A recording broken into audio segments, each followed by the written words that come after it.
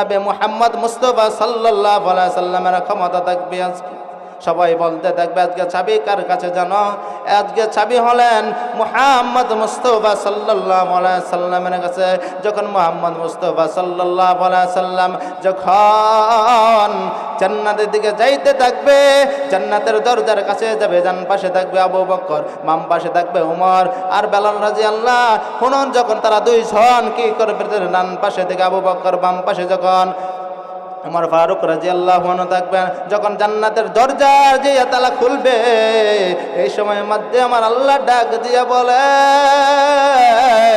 ওরে বেলাল অপেক্ষা কর, তোর জন্য একটা যে ব্যবস্থা করে দিব। ও বেলাল অপেক্ষা কর, একটা ব্যবস্থা করে দেব। যখন আল্লাহর হাবিব যখন জান্নাতের যখন তালা খুলতে যাবে, জান্নাতের তালাটা খুলে যখন জান্নাতের মধ্যে পাও দিবেন, আল্লাহর হাবিবকে ডাক দেয়া বলেন, আল্লাহ ডাক দেয়া বলেন, ও হাবিব দাঁড়ান দাঁড়ান দাঁড়ান, অপেক্ষা করেন, আমার একটা প্রিয় বান্দা আছে, আমার একটা প্রিয় বান্দা আছে। নবী গোনারা চিন্তায় পড়ে যাবেন, আল্লাহর কে প্রিয় বান্দা, কে প্রিয় বান্দা, আমি কি আল্লাহর প্রিয় বান্দা হতে পারবো? মনে হয় এভাবে সবাই আফসোস করবে, আমি মনে হয় আল্লাহর প্রিয় বান্দা হব। আল্লাহ যখন ডাক দিয়ে বলবেন, আল্লাহর হাবিব অপেক্ষা করেন, আপনার ডান পাশে নিলেন আবু বকরকে, বাম পাশে নিলেন ওমরকে, দাঁড়ান দাঁড়ান, আমার একটা পছন্দের মানুষ আছে, সেই মানুষটার নাম হলো বেলাল। লাখ কোটি শুকরিয়া যে মহান রব্বুল আলামিন আমাদেরকে কাংসা দারুল উলুম নুরানিয়া মাদ্রাসা ও হেতিমখানার উদ্যোগে আমাদেরকে বসার মতো তৌফিক দান করেছেন। শুকরিয়া আদায় করি আলহামদুলিল্লাহ। আর আমাকে কিছু কথা বলার মতো তৌফিক দানের শুকরিয়া আদায় করি আলহামদুলিল্লাহ। সবচেয়ে বড় বিষয়, আপনারা যে বক্তা পাইছেন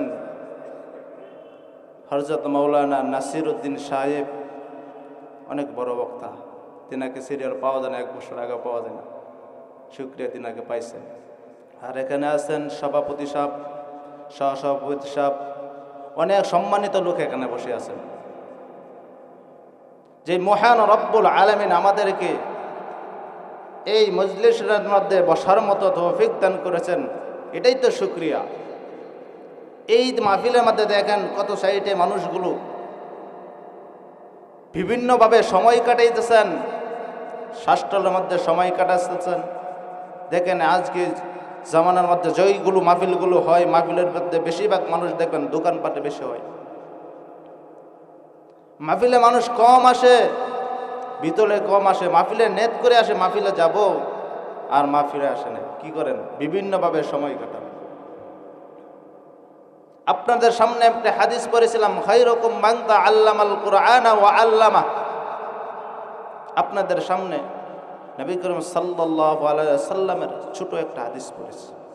আল্লাহ যদি তৌফিক দান করেন এই হাদিসের উপর আলোচনা করব। আর সূরা ইখলাস একটা পড়েছি, সূরা ইখলাস একটি সূরা পড়েছি, সূরাটার উপর আল্লাহ তাআলা যেন আমাকে আলোচনা করার তৌফিক দান করেন।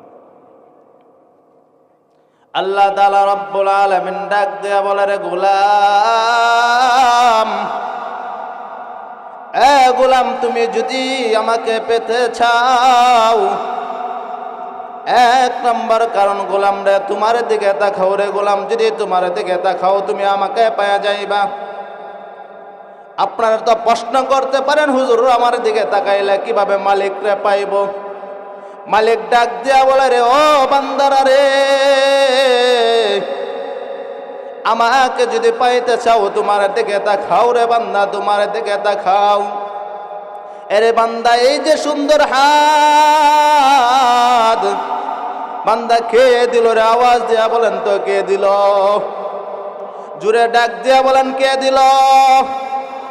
এত সুন্দর হাত কে দিল? মালিক দিল। মালিক বলে, বান্দা যখন তোমার দিকে তাকাইবা, এ বান্দা যখন তোমার দিকে তাকাইবা, এত সুন্দর হাত কে দিল রে বান্দা? এ বান্দা, এত সুন্দর হাত মালিক দিল। এত সুন্দর পাও কে দিল রে বান্দা?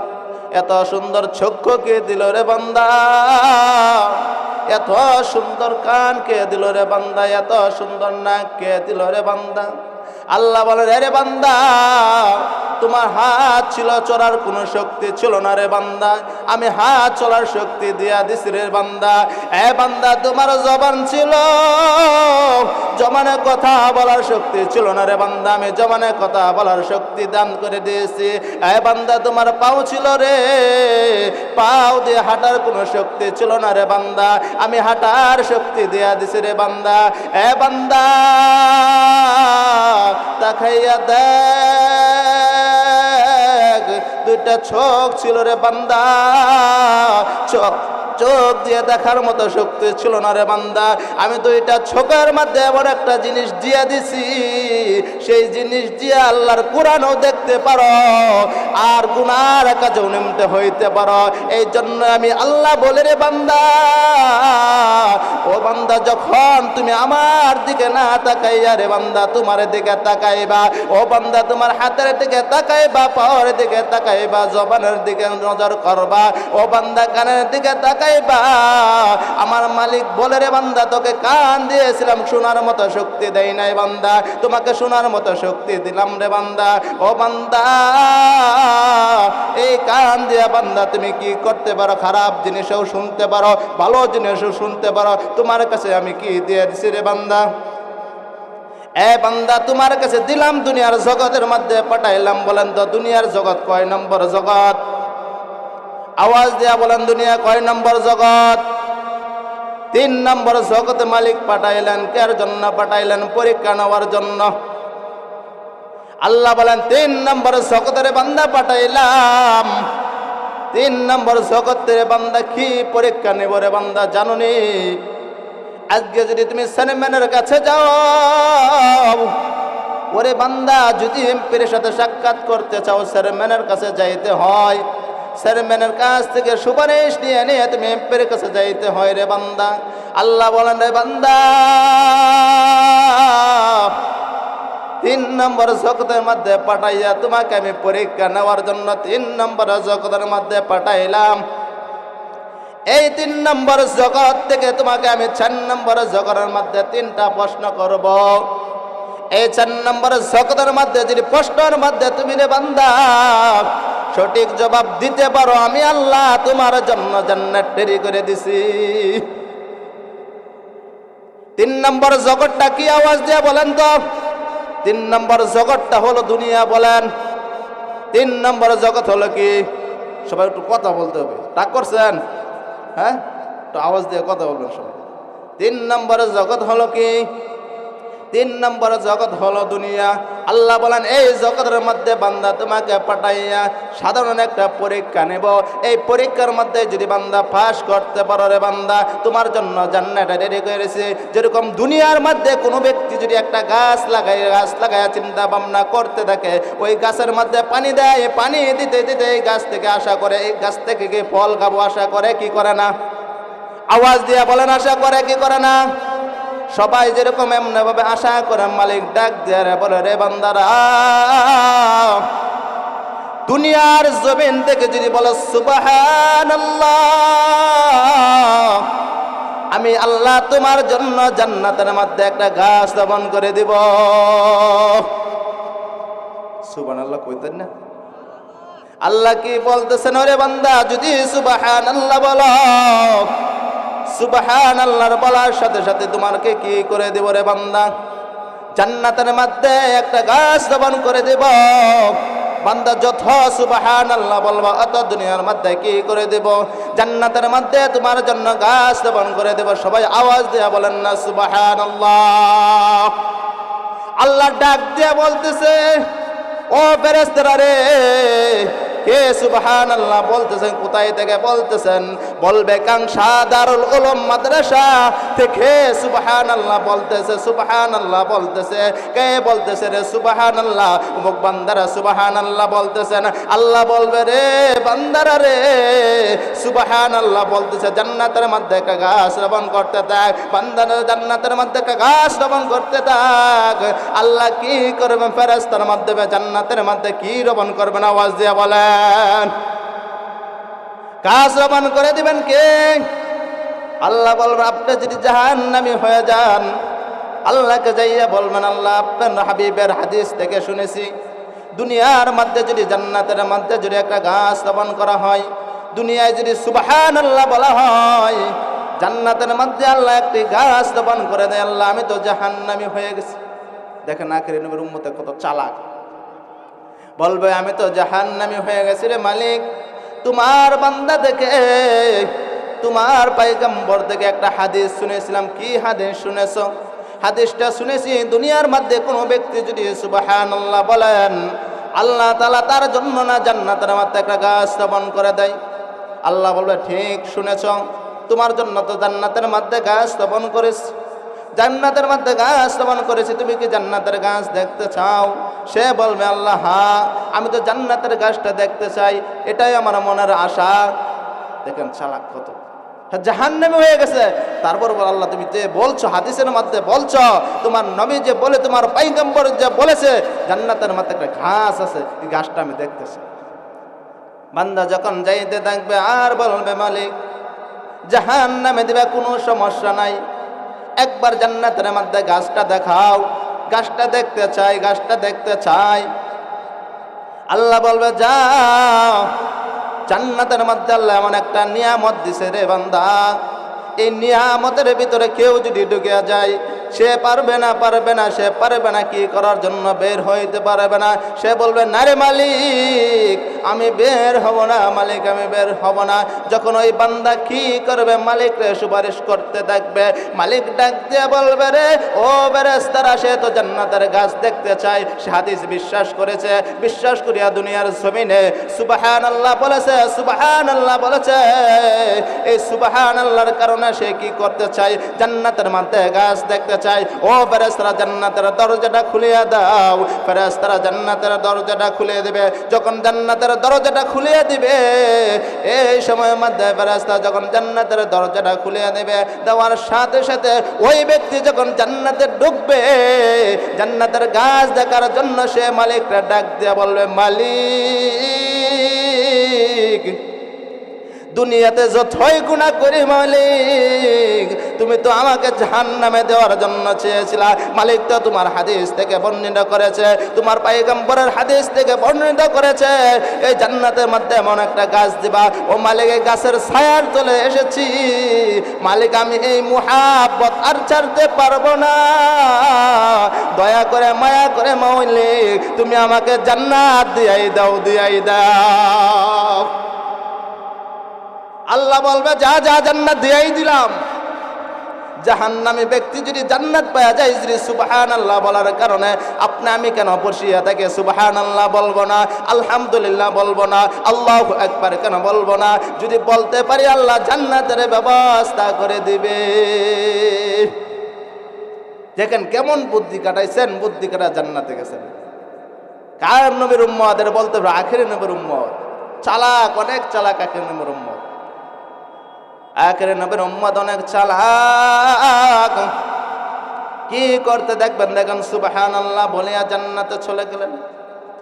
আর এক হাদিসের মধ্যে বর্ণনা করেন, কোন ব্যক্তি যদি সুবহানাল্লাহ বলেন, কোন ব্যক্তি যদি নামাজের পরে 5 ওয়াক্ত নামাজের পরে সুবহানাল্লাহ, আলহামদুলিল্লাহ, আল্লাহু আকবার কোন ব্যক্তি পড়েন, যদি বলে লা ইলাহা ইল্লাল্লাহু ওয়াহদাহু লা শারীকা লাহু আহাদান সামাদান লাম ইয়ালিদ ওয়া লাম ইউলাদ ওয়া লাম ইয়াকুল লাহু কুফুয়ান আহাদ। কোন ব্যক্তি যদি এই দোয়াগুলো পড়তে থাকে, তার যদি পাহাড় পরিমাণ পর্যন্ত যদি গুনাহ করে ফেলে রে বান্দা, যদি আসমান পরিমাণ যদি গুনাহ করে ফেলে, আল্লাহ বলেন ওই বান্দার জন্য কি করা হবে নে জাননি, তার জীবনের সমস্ত গুনাহ খাতা মাফ করে দেওয়া হবে। আমল লাগা বেশি বড় ছোট আমল। সুবহানাল্লাহ 33 বার, আলহামদুলিল্লাহ 33 বার, আল্লাহু আকবার 34 বার, লা ইলাহা ইল্লাল্লাহু ওয়াহদাহু লা শারীকা লাহু আহাদান সামাদান লাম ইয়ালিদ ওয়া লাম ইউলাদ ওয়া লাম ইয়াকুল লাহু কুফুয়ান আহাদ। কোন বান্দা যদি এই দোয়াটা পড়তে পারে, আমার মালিক বলে তার জীবনের গুনাহ খাতা আমি মাফ করে দিব। আমরা সবাই চেষ্টা করব এই দোয়াটা পড়ার জন্য। নামাজে পড়ে বেশি না 5 মিনিট সময় 5 মিনিট সময় যদি আমরা কাজে লাগাই, আল্লাহ বলেন জান্নাত তো আমি বান্দার জন্যই বানাইছি, আমি তো জাহান্নাম বানাই নাই কোনো বান্দার জন্য, আমি সকল বান্দার জন্য আমি জান্নাত বানাইছি। কাফেরের জন্য কি বানাই না? জাহান্নাম বানাই নাই। আল্লাহ কি কাফেরের জন্য জাহান্নাম বানাইছেন? বুদ্ধের জন্য কি জাহান্নাম বানাইছেন? আল্লাহ বলেন না রে বান্দা, কারো জন্য আমি জাহান্নাম বানাইছি না, আমি কাফেরদের জন্য জান্নাত বানাইছি, মুসলমানদের জন্য জান্নাত বানাইছি, সকল জাতির জন্য আমি জান্নাত বানাইছি, আমি কারো জন্য জাহান্নাম বানাই নাই। জান্নাত আপনি আমার কামাই করতে নিতে হবে। যেরকম সাধারণভাবে একটা কথা বলে, যদি এলাকার চেয়ারম্যান যদি হতে চায়, যদি একটা এলাকার চেয়ারম্যান হতে হলে জনপ্রিয়তা লাগবে, লাগবে কি লাগবে না? মানুষের কাছে কাছে দাঁড়িয়ে দাঁড়িয়ে সময় কাটাতে হয়, মানুষের কাছে রাত্রে রাত বলা যাবে না, দিনেকে দিন বলা যাবে না, মানুষের দাঁড়িয়ে দাঁড়িয়ে যাইতে হবে, ভাই যদি তুমি আমাকে মনে হয় ভালো করবো, তুমি আমাকে একটা ভোট দিও, বলে কি বলে না? সবাই কি করেন? চেয়ারম্যান হওয়ার জন্য মানুষের দাঁড়িয়ে দাঁড়িয়ে যায়, যা বলে আমাকে একটা ভোট দেন আপনাদের সেবা করার জন্য, বলেন আপনি আমাকে চেয়ারম্যান বানান, এটা বলে না, আপনাদের সেবা করার জন্য আমাকে কি দেন? একটা ভোট দেন। ওই মানুষগুলো যখন দাঁড়ে দাঁড়ে যায়, মালিক বলেন রে বান্দা, আমি কারো জন্য কি মানাই নাই? জাহান্নাম মানাই নাই, আমি কারো জন্য জাহান্নাম মানাই নাই, আমি সবার জন্য কি মানাইছি রে বান্দা? জান্নাত মানাইছি। আমি চাই না কোনো ব্যক্তি জাহান্নামে যাইব, জাহান্নামে যাওয়ার জন্য আমি কি মানাই নাই? জাহান্নাম মানাই নাই। আমি যখন জান্নাতের মধ্যে, যখন আদম আলাইহিস সালামকে যখন জান্নাতের মধ্যে রাখলাম, জান্নাত থেকে আদম আলাইহিস সালামকে কোথায় পাঠাইলাম? দুনিয়ার মধ্যে পাঠাইলাম। কেন জানোনি?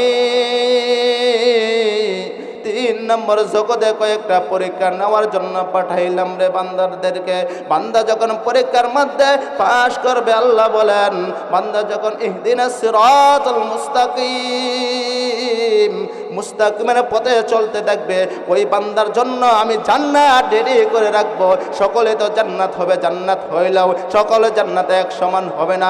বলতে পারেন হুজুর কেন এক সমান হবে না? আল্লাহ বলেন ও বান্দা, যদি সকলে তো জান্নাত পাইবে, মুসলমান সকলে জান্নাত পাইবে, আপনার দুনিয়ার জমিনে যদি চুরি করেন, চুরি করার পর আপনাকে কি দেওয়া হয়? শাস্তি দেওয়া হয়। শাস্তি কেমনে দেওয়া হয়? শাস্তি দিতে দিতেই যখন শাস্তি শেষ হয়ে যাবে, আপনাকে ছেড়ে দেওয়া হয়। এরকম আল্লাহ বলেন ও বান্দা, গুনাহ করছস, গুনাহ করার পর তোকে কি করা হবে? শাস্তি দেওয়া হবে। শাস্তি দিয়ে যাওয়ার পর ওরে বান্দা তোকে জান্নাত দিয়ে দেওয়া হবে।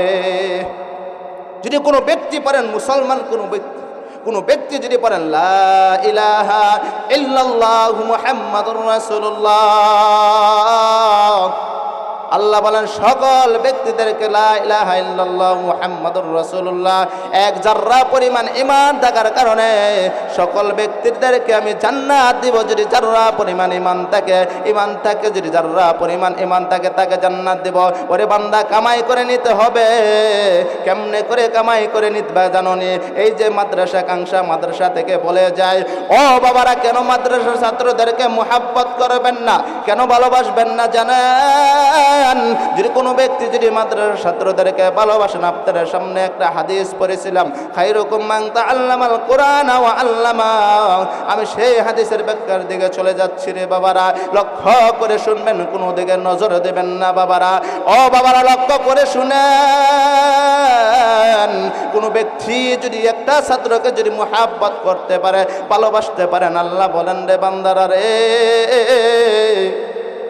যদি কোনো থলাবুল আলেমদেরকে যদি ভালোবাসতে পারো, মুহাব্বত করতে পারো, কোনো যদি মাদ্রাসার ছাত্রকে একবেলা খানা খাওয়াইতে পারো রে বাবারা, একবেলা খানা খাওয়াইতে পারো, যদি একটা ছাত্রকে রোজিন রাখতে পারো রে বাবারা, লক্ষ্য করে শুনো, কোনো দিকে নজর দেবে না রে বাবারা, লক্ষ্য করে শুনে যদি কোনো ছাত্রকে যদি সহযোগিতা করতে পারেন, আমার আল্লাহ বলেন কি করবে জানোনি? তুমি যদি একটা তলাবুল আলেমরে সহযোগিতা করলে, একটা ছাত্রকে সহযোগিতা করলা, আল্লাহ বলেন আরে বান্দারা রে, তুই যদি জাহান্নামী হয়ে যাও, ওই তলাবুল আলেমদেরকে সহযোগিতা করার কারণে, ওই তলাবুল আলেমদেরকে মুহাব্বত করার কারণে আল্লাহ বলেন ওরে বান্দারা, একটা তলাবুল আলেমকে সহযোগিতা করলে, কিভাবে সহযোগিতা করলে? একটা কোরআন শরীফ কিনে দিলে, কোরআন শরীফ দিয়ে সহযোগিতা করলে, একটা আম পড়া কিনে দিলে, দিয়ে সহযোগিতা করলে, সহযোগিতা করার পর ওরে বান্দা যখন এই বাচ্চারা যখন পড়বে আলিফ লাম মিম, আল্লাহ বলেন ওরে বান্দারা যখন এই বান্দা পড়বে আলিফ লাম মিম পড়তে দেখবেন, ওরে বান্দারা ওই ব্যক্তি যখন এই সালাফুল আলম যখন পড়তে দেখবে, আর যদি 10টা টাকা দিয়া মাদ্রাসার যদি সহযোগিতা করো, বোর্ডিংয়ের মধ্যে যদি সহযোগিতা করেন, আল্লাহ বলেন ওরে বান্দা শোন, গভীর রাত্রে সবাই ঘুমিয়ে যায়, তারা কারা ঘুমায় না জানোনি? এমন মানুষ আছে তারা ঘুমায় না, তাদের নাম হলো তলাবু ইলম। তারা হলো ছাত্ররা। যখন রাত গভীর হয়ে যায়, বাবারা লক্ষ্য করে শুনেন, যখন ছাত্ররা ঘুমায় যায়, যখন মানুষগুলো ঘুমায় যায়, ছাত্ররা গভীর রাত্রে উঠি, আরে বাবা তাহাজ্জুদের নামাজ পড়ি, ঠান্ডা পানি দিয়ে ওযু বানাইয়া মালিক রে ডাক দিয়া বলে, রে মালিক,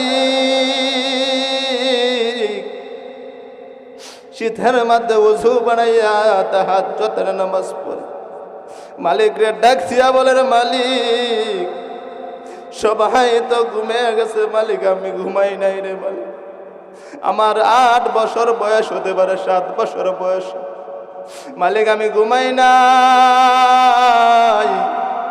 আমি তো মায়ের লেপের তোরে থাকার কথা ছিল রে মালিক, ও মালিক আমি ঘুমাই নাই, না ঘুমায় মালিক তাহাজ্জুদের নামাজে পড়ে, এ মালিক খুর মধ্যে পড়ি আছে, তার মধ্যে পড়ি, আরে মালিক তোমার কাছে ক্ষমা চাই, এ মালিক তোমার কাছে ক্ষমা চাই, আমার মা বাবার গুনাহ কথা মাফ করে দাও, আমার আত্মীয় স্বজনের গুনাহ কথা মাফ করে দাও। তলাবুল ইলম যখন কান্দে থাকে, আল্লাহ ডাক দিয়া বলেন, ও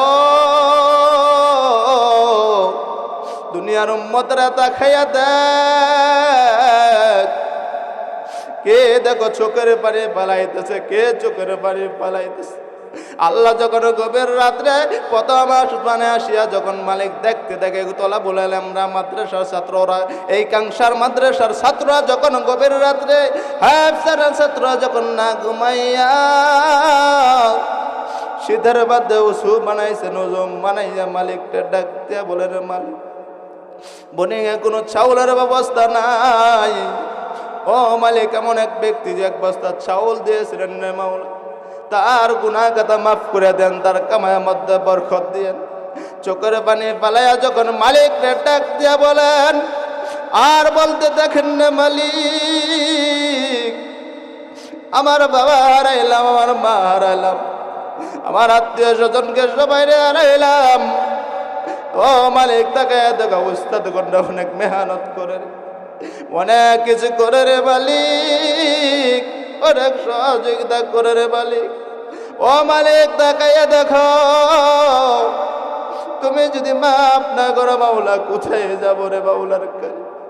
গভীর রাত্রে উঠিয়া দেখবে চোখের বাড়ি পালায় কাঁদতে দেখে, আল্লাহ বলেন কে কান্দে রে, আল্লাহকে দেখে না কে কান্দে, ফেরেশতাকে ডাক দিয়া বলে, ফেরেশতারা রে কে চোখের বাড়ি পালায় কান্দে?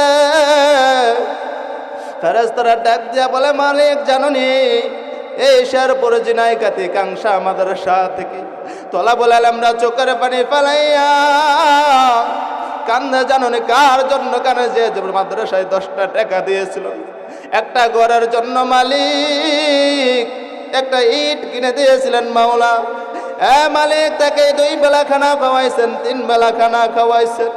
ওই ছাত্র গভীর রাত্রে মালিক চোখের পানি ফালাইয়া কেন কান্দে জাননি? মালিক বলে, কেন কান্দেন? তার রোজিন বিডির সকলদেরকে মাফ করে দেওয়ার জন্য, তার মাতা পিতাদেরকে মাফ করে দেওয়ার জন্য, আত্মীয় স্বজনদেরকে মাফ করার দেওয়ার জন্য। আল্লাহ বলে, আর কি চাই? মনে এই সমাজের মধ্যে যত মানুষ আছে সকলকে হেদায়াত দিয়া দিয়েন রে মালিক। এমনি ভাবে চোখে চোখের পানি ফেলাইতে থাকে। মালিক ডাক দিয়া বলেন, তার উপরে তো আমি নামাজ ফরজ করি নাই, রোজা ফরজ করি না, তার উপরও কেন কান্দে? হ্যাঁ কি জাহান্নাম দেখছে? বলবে না জাহান্নাম দেখে নাই, সে কি জান্নাত দেখছে? বলবে না, হুজুরদের কাছ থেকে জাহান্নামের বয়ান শুনছে। জাহান্নামের বয়ান শুনিয়া রে মালিক, মালিক জাহান্নামের বয়ান শুনিয়া চোখের বাড়ি পালায় কান্দে কেন জানেন? তার উস্তাদদেরকে মাফ করে দেওয়ার জন্য, দাদা দাদিদেরকে মাফ করে দেওয়ার জন্য, আত্মীয় স্বজনদেরকে মাফ করে দেওয়ার জন্য মালিক কাংসা থেকে দোয়া করতেছে রে। মালিক যখন এমনি ভাবে শুনতে থাকেন, মালিক যখন ফেরেশতাকে ডাক দেয়া বলেন, ফেরেশতারা রে তোরা সাক্ষী থাক, সাক্ষী থাক, এই সমাজের সকলদেরকে মাফ করে দিলাম তলাবুল ইলমের উসিলায়। সবাই চিৎকার দিয়া বলেন না আল্লাহু আকবার। আবার বলেন না আল্লাহু আকবার। আপনারা যদি মাদ্রাসা ছাত্রদেরকে সহযোগিতা করেন, একটা ছাত্রকে যদি রোজিং রাখেন, একটা ছাত্রকে যদি টাকা দিয়া পয়সা দিয়া যেভাবে মাদ্রাসাকে সহযোগিতা করতে পারেন, ওই তলাবুল ইলমরা রাত্রে গভীরে আপনাদের জন্য দোয়া করে। শুধু দুয়াই করেন, রাস্তাঘাটে যখন চলে ওই তলাবুল ইলমদের উসিলা করে আপনার কবরের আযাবগুলো মাফ হয়ে যাচ্ছে। জানেন তলাবুল ইলম কে জানেন? মাদ্রাসার ছাত্ররা কে জানেন? যখন রাস্তার পাশ দেয়া যায়, তলাবুল ইলমরা যখন রাস্তার পাশ দেয়া যায়, কবরের আযাব মাফ হয়ে যায়। সাধারণ লোক মরতেছে, মাদ্রাসা মনে করেন সাধারণ যে একটা মাদ্রাসা কাছে আছে, মহাব্বত করেন না, মাদ্রাসা ছাত্রদেরকে ভালোবাসেন না। যদি মহাব্বত না বাসেন, হাসরের ময়দানের দিন আপনার জবাব দিতে হবে। এই জন্যই বলি বাবারা রে, লক্ষ্য করে শুনো, কোনো দিকে নজরে দিবা না, লক্ষ্য করে শুনো রে বাবারা। মাদ্রাসা ছাত্রদেরকে মুহাব্বত করবেন, মাদ্রাসার ছাত্রদেরকে মুহাব্বত করবেন, উস্তাদদেরকে মুহাব্বত করেন। নবী করিম সাল্লাল্লাহু আলাইহি সাল্লামের হাদিস থেকে পরিণত কোনো ব্যক্তি যদি কোনো আলেমদেরকে মুহাব্বত করে, কাকে মুহাব্বত করে? আলেমদেরকে মুহাব্বত করে। আলেমদেরকে মুহাব্বত করার মানে কাকে মুহাব্বত করলেন জানেননি? আল্লাহর হাবিবকে মুহাব্বত করলেন। কোনো ব্যক্তি যদি আলেমের সাথে বসেন, কোনো ব্যক্তি যদি আলেমের সাথে বসেন, কার সাথে বসবেন জানেননি? আল্লাহর হাবিবের সাথে বসলেন। এই জন্যই বলি বাবারা, লক্ষ্য করে শুনেন, কোনো আলেমদেরকে কষ্ট দিবেন না। লক্ষ্য করে শুনেন, কোনো আলেমদেরকে কষ্ট দিবেন না, আঘাত দিবেন না। যদি আলেমদেরকে কষ্ট দেন, আঘাত দেন, আলেমদের যদি আপনার একটা ছাত্র এই কাংসা মাদ্রাসায় পড়ে, এই কাংসা মাদ্রাসায় যদি উস্তাদদেরকে একটা ধমকি দেন, হুমকি দেন, উস্তাদদেরকে বলেন ধমকি দেন, হুমকি দেন, হুমকি দিবেন না, ধমকি দিবেন না। কারণ আপনি একটা হুমকির কারণে আপনার সন্তানের সারা জীবনের ভবিষ্যৎ নষ্ট হয়ে যাইতে পারে। এই জন্যই বলে বাবারা, লক্ষ্য করে শুনবেন। যেই হাদিসের মধ্যে বলেছিলাম খায়রুকুম মান তাআল্লামাল কুরআনা ওয়া আল্লামা, বলেছিলাম ওরে বাবারা, এই হাদিস থেকে কি বুঝতে পারেছেন? তলাবুল ইলমদেরকে মুহাব্বত করতে হবে, তলাবুল ইলমদেরকে ভালোবাসতে হবে। ওরে বাবা, লক্ষ্য করে শুনেন, মদিনার মধ্যে একটা এলান হয়ে গেছে রে বাবা। মদিনার মধ্যে এলান হয়েছে, সুন্দর একটা মহিলা মদিনার জমিন থেকে বিদায় হয়ে গেছে। দুনিয়ার মধ্যে মানুষ শুধু গীবত বলার মধ্যে এক নম্বর, যদি আজকে 4-5 জন মহিলা যদি একসাথে বসে যায়, যদি 4-5 জন মহিলা যদি একসাথে বসি, শাস্ত্রের মধ্যে যদি আমরা 10-12 জন যদি একসাথে বসি, আমরা কি করি? গীবত বলতে থাকি, গীবত বলতে থাকি, গীবতের মধ্যে লিপ্ত হয়ে যায়। এই জন্যই বলি বাবারা, গীবত থেকে দূরে থাকবেন। ইমাম মালিক রাহমাতুল্লাহ জামানার মধ্যে একজন মহিলা দুনিয়ার জমিন থেকে বিদায় হয়ে যায়। দুনিয়ার জমিন থেকে যখন বিদায় হয়ে যায়, এলান হয়ে গেল, ও মদিনাবাসীরা শুনো, সুন্দর একটা মহিলা দুনিয়া লজ্জাস্থান দিয়ে কত পুরুষের সাথে জিনা করছেন। এই কথা বলার সাথে সাথে জীবিত মহিলার হাত মরা মহিলার সাথে লেগে গেছেন। এই কাংসাতে যদি এই ঘটনা হয়, জীবিত মহিলার হাত যদি মরা মহিলার সাথে লেগে যায়, মানুষ কি করবেন? দেখার জন্য ছুটে আসতো না? যদি জীবিত মহিলার হাত মরা মহিলার সাথে লেগে যায়, এটা দেখার জন্য মানুষগুলো ছিটে বেটে চলে আসবে। কেন করবে? এই কি ঘটনা হয়, আজীব ঘটনা হয়। কি আজীব ঘটনা? জীবিত মহিলার হাত মরা মহিলার সাথে লেগে গেছে। এই আজীব ঘটনা শুনিয়া মানুষগুলো কি করবেন? দেখার জন্য চলে আসবেন। যখন মানুষগুলো দেখার জন্য চলে আসতেছেন, আসার পথে সবাই বলতেছেন, জীবিত মহিলার লোকেরা বলতেছেন মরা মহিলার হাত কেটে দাফন দেওয়া হোক। আর জীবিত মহিলার লোকেরা বলতেছেন মরা মহিলার হাত কেটে দাফন দেওয়া হোক। মরা মহিলার লোকেরা বলতেছেন না না না, জীবিত মহিলার হাত কেটে দাফন দেওয়া হোক। তারা বলতে এমন ভাবে একটা ঝগড়ার বাউ হয়ে যাইতেছে। যখন ঝগড়ার বাউ হয়ে যাইতেছে, এই সময়ের মধ্যে ইমাম মালিক রাহমাতুল্লাহ আলাইহি মদিনার মধ্যে হাদিস পড়াই। ইমাম মালিক রাহমাতুল্লাহ আলাইহি যখন হাদিস পড়াই, ইমাম মালিক রাহমাতুল্লাহ আলাইহি ডাক দিয়ে বলেন, ইমাম মালিক রহমতুল্লাহ আলাইহির কাছে তারা চলে গেছেন। চলে যাইয়া বলতেছেন, ওরে আমাদের ইমাম, আমাদের মধ্যে, আমাদের সমাজের মধ্যে এমন একটা ঘটনা হয়ে গেছে। কি ঘটনা হয়ে গেছেন? এমন এমন ঘটনা হয়ে গেছেন, জীবিত মহিলার হাত মরা মহিলার সাথে লেগে গেছেন। যখন এমনি ভাবে বলতে থাকে, ইমাম মালিক রহমতুল্লাহ আলাইহি ডাক দিয়ে বলেন, আমার সেই জায়গায় যাইতে হবে, ঘটনা বুঝতে হবে, সেই জায়গায় যাইতে হবে। ইমাম মালিক রহমতুল্লাহ আলাইহি, ইমাম মালিক রহমতুল্লাহ আলাইহি সেই জায়গায় আসিয়া ইমাম মালিক রহমতুল্লাহ আলাইহি ডাক দিয়ে বলেন, ওগো মা, কি ঘটনা হয়েছিলেন মা? মা ডাক দিয়ে বলেন, বাবা আমি যখন গোসল করাই, গোসল করানোর সময় আমি মনে মনে বলেছিলাম, জীবিত আমি মনে মনে বলেছিলাম, এই লজ্জাস্থান দিয়ে মনে হয় কত পুরুষের সাথে জিনা করছে। এই কথা বলার সাথে সাথে আমার হাতগুলো লেগে গেছেন। যখন হাতগুলো লেগেছেন, ইমাম মালিক রহমতুল্লাহ আলাইহি ডাক দিয়ে বলেন, ও মা, আপনার উপর 80টা বেতের আঘাত করতে হবে। 80টা বেতের আঘাত করলে আল্লাহর কুরজতে ছুটে যাইতে পারেন। যখন এই কথা বললেন, জল্লাসকে অনুমতি দিয়ে দিলেন, জল্লাস আঘাত শুরু করে দাও। যখন জল্লাস আঘাত শুরু করিয়া দিল, 50টা আঘাত করলো, তার উপরেও ছুটে না। 60টা আঘাত করলো, তার উপরে ছুটে নাই। যখন 79টা আঘাত করলো, তার উপরেও ছুটে নাই। যখন 80টা আঘাত করে আল্লাহর কুরজতে তার হাত ছুটে গেল। এই জন্যই বলি বাবারা, গীবত করবেন না, গীবত থেকে দূরে থাকবেন, গীবত থেকে দূরে থাকবেন। আপনি আমি দুনিয়ার জমিনের মধ্যে গীবতের মধ্যে আমরা সব প্রকার বেশি বেশি করি। একজন আরেকজনের দোষ কিভাবে বলবো, একজন আরেকজনের দোষ কিভাবে তালাশ করব, বেশি করে আমরা গীবত বলতে থাকি। ও বাবা, গীবত না বলে তার একটু ভালো জিনিসটাগুলো দেখেন। সে তো গুনাহ করে, গুনার দিকে না তাকাইয়া বাবা দেখো সে ভালো কাজটা দুনিয়ার জমিনের মধ্যে কি করে, সেই ভালো কাজটা দেখো। না না না, আপনি আমি কি করব, ভালো কাজটা না দেখিয়া আপনি আমি চাইব সে যে খারাপ কাজটা করে, খারাপ কাজটা বেশি প্রকাশ করার জন্য।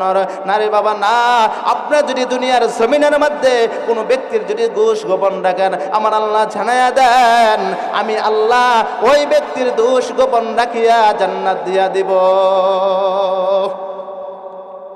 ওই ব্যক্তির দোষ আল্লাহ গোপন রাখবেন। আপনি আমি দুনিয়ার মধ্যে এক ভাই আরেকবারে দোষ কি করতে পারি না, গোপন রাখতে পারি না। আর মালিক বলেন কি আমি কি করব, দোষ গোপন রাখবো। এই জন্য এই দুনিয়ার জমিনের মধ্যে কি করতে হবে, দোষ গোপন করতে হবে।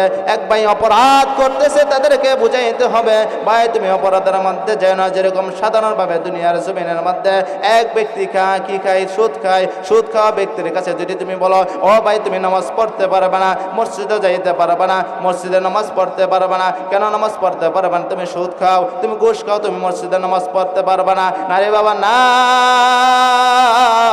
তাকে কি করতে হবে, তাকে সুযোগ দিতে হবে। সুযোগ দিতে হবে কি, সুযোগ দিতে হবে তাকে সুযোগ দিতে হবে কি, সে নামাজ পড়তেই থাকুক। আল্লাহ যখন তার রুকুকে কবুল করে নেবেন, সিজদাকে কবুল করে নেবেন। এই জন্য কাকে কি করা হবে না, অবহেলা করা যাবে না। এই জন্যই বলি বাবারা, কোনো ব্যক্তি দুনিয়ার মধ্যে যদি গুনাহ করেন, আল্লাহ বলেন, ওরে বান্দা যদি পাহাড় পরিমাণ গুনাহ করে ফেলাস, ওরে বান্দা আসমান পরিমাণ যদি গুনাহ করে ফেলাস, গভীর রাত্রে যদি সিজদায় পড়িয়া বান্দা আমাকে ডাকবি, চোখের পানি ফালাইয়া আমাকে ডাকবি, আমি আল্লাহ তোকে মাফ করার জন্য আমি বসে আছি। আল্লাহ মাফ করার জন্য বসে আছে। আপনি আমার চোখের পানি ফালায় মালিকের চাইতে হবে। যেরকম শয়তান মালিকরে বলছিলেন, মালিক 3টা কাজ আমাকে দিতে হবে, 3টা কাজ দিতে হবে। 1 নম্বর, আমি মানুষের রগে রগে ঢুকবো। 2 নম্বর, আমি মানুষকে কি করব, ধোঁকা দিব। শয়তান যখন এভাবে মালিকের কাছে 3টা কাজ বলেছিলেন, মালিক 3টা কাজ আমাকে অনুমতি দিবে, মালিক বলে যা দিলাম তোরে। বাবা আদম আলাইহিস সালাম কি করলেন, মন খারাপ করে বসে আছেন। কেন দেখেন শয়তানে কি করেছেন, 3টা কাজ দিয়ে দিয়েছেন। রগে রগে ঢুকবে, রগে রগে ঢুকে বান্দাকে গুনাহ করাইবেন। আল্লাহ তখন বাবা আদম আলাইহিস সালামকে ডাক দিয়ে বলেন, ওরে আদম শুনো, তোমার কাছে আমি 1 ভাগ মুহাব্বত দিছি। আমার আল্লাহর কাছে কয় ভাগ মুহাব্বত রাখছে? জুড়ে বলেন, কয় ভাগ মুহাব্বত রাখছেন? 99 ভাগ আল্লাহর কাছে মুহাব্বত রাখছেন। 1 ভাগ মুহাব্বত কাকে দিছেন? বান্দাকে দিছেন, ও তোমার কাছে এক ভাগ মুহাব্বত দেওয়ার কারণে সন্তানকে কি করো, ভালোবাসো, সন্তানকে মুহাব্বত করো। আমার আল্লাহর কাছে যে এত 99 ভাগ মুহাব্বত, আমার মালিক বলে বান্দা যতই গুনাহ করুক, যদি গভীর রাত্রে চোখের পানি ফালাইয়া আমাকে ডাক দিয়া বলে, রে মালিক ভুল করে ফেলেছি রে মালিক, আপনি আমাকে মাফ করে দেন, চোখের পানি ফালাইতে থাকে।